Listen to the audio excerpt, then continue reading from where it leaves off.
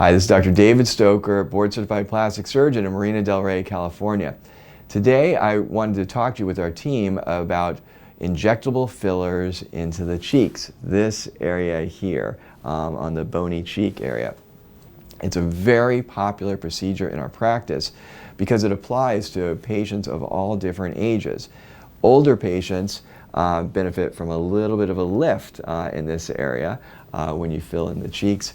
Younger patients can have improved aesthetics with overall facial proportions. If you look at Rachel's cheeks, for instance, here, you see obviously she's gorgeous, but this area right in here really helps to frame her eyes and her smile and give her an excellent balance. That's what many people are seeking when they do the injectable filler treatment.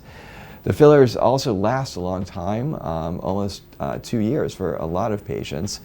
So it's something you don't have to come in for that often. It just kind of becomes a part of your face. And Rachel is here with us today to elaborate a little bit more technical details on this procedure.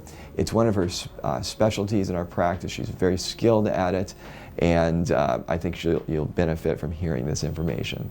So cheeks are one of the best places to start with filler because it really enhances the rest of the face. Whether you're wanting to lift or contour the upper part of the face, the cheeks is my favorite place to start. My two favorite products to use are Juvederm Voluma and Restylane Lift. They're both going to be a heavier, thicker filler that really goes deep into the tissue and causes a lot of lifting and contouring effect.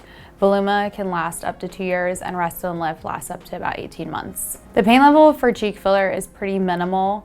If we're using a cannula, which is pretty common in this area, we will inject just a small amount of lidocaine on both sides of the cheek. If we're going to use a needle, which sometimes is needed to get more of a lifting effect, we'll put some topical numbing on. It's pretty minor pain level and it's a quick procedure. We usually always start with 1 syringe minimum per cheek, depending on how much contouring or volume enhancement they may need.